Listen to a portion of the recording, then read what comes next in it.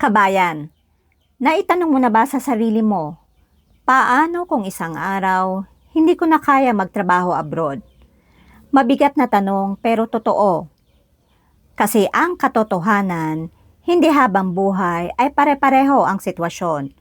May mga araw na malakas ka, may mga araw na puno ng pag-asa, pero may mga araw na napapaisip at nag-aalala ka.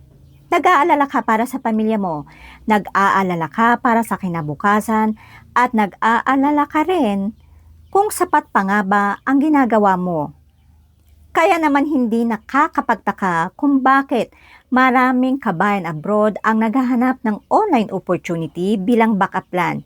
Hindi dahil sumusuko na sila, hindi dahil ayaw na nila magtrabaho, kundi dahil naghahanap sila ng extra option na pwede nilang gawin habang may trabaho pa. At ang pinakamagandang bagay sa online opportunity ay flexibility.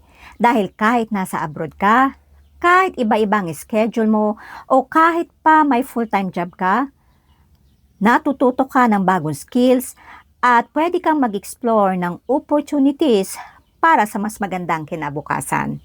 At higit sa lahat, hindi lang ito tungkol sa pera, ito ay tungkol din sa peace of mind, yung pakiramdam na alam mong may ginagawa kang paghahanda para sa kinabukasan.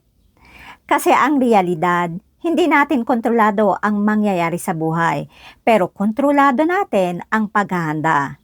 At minsan, yung maliit na desisyon para maging open sa isang online opportunity ay pwedeng maging daan para sa mas malaking pagbabago.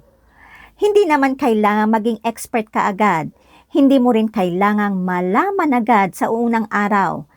Kasi ang katotohanan, ang malaking bagay ay nagsisimula sa maliit na hakbang.